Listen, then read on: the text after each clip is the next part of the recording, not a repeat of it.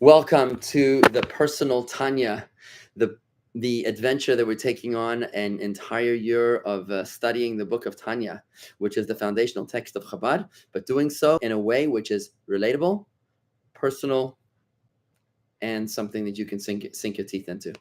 I'll be doing this video every single day, God willing, for the next year, and I hope that you'll join me on the journey.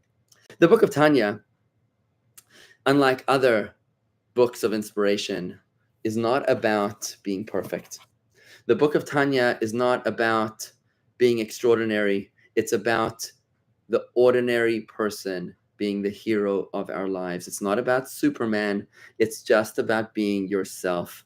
The Book of Tanya is called the Sefer Shel Beinanim, the book of ordinary people, because it is about the average person. It is about the struggling person, and it is an epic validation of the struggle of the ordinary person. In the Book of Tanya, we'll encounter trauma not as a wound, not as a blemish, but as a mission. Because the Book of Tanya is the book of you and the book of me. It's the book of imperfect people learning about themselves and figuring out a way, a path, a trajectory to becoming better today than we were yesterday, and tomorrow better than we are today. Chapter 1 of Tanya begins today in the annual cycle of this Book of Tanya.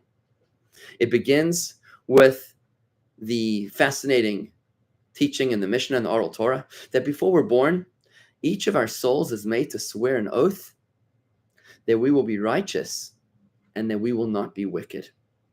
It's very interesting that this word, mashbi'in, that each of us is made to swear an oath, in Hebrew can also be read as masbi'in, as endowed.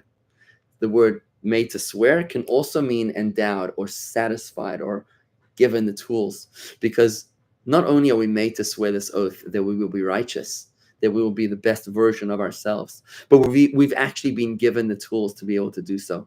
What's amazing about the Book of Tanya, specifically the 53 chapters of the first part of Tanya, the first book of Tanya, is that Tanya gives us the map to be able to figure out our own souls, our own issues, and map the way forward to becoming the best version of ourselves.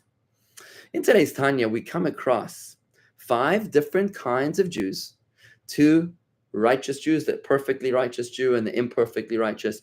On the converse, you've got the perfectly sinful and the imperfectly sinful Jew. And then you've got the Beinani, the average Jew, the struggling Jew, which is probably most of us. We're not perfect for the good and not perfect for the bad. We're just in the middle. We're in between. We're average and we're ordinary. And the big question in today's Tanya is whether our destiny is predetermined. Is it predetermined as to whether we will become righteous, or is that subject to our free choice? According to the book of Job, it seems to imply that indeed this is something which is predetermined.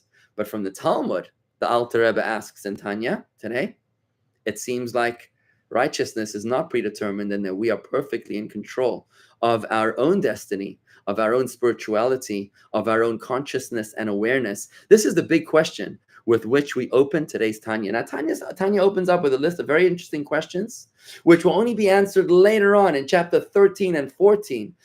These questions are really only hooks, opening up, whetting our appetites to be able to prepare us to the fascinating subject material which we are going to encounter. Materials that really, for the next 9 chapters, are going to expose us to ourselves, understanding that there's more to me than meets the eye, that each and every one of us has not 1 but 2 souls, and what these souls are made up of, what's their pathology, what's their nutrition, what is their hydration, what is their oxygen, what gets them going, and what makes them sick. This is fascinating stuff that we're going to be encountering in this journey of doing Tanya every single day, hopefully under 5 minutes. The big question we left with today is what defines the ordinary person? What defines the average person? What is his struggle?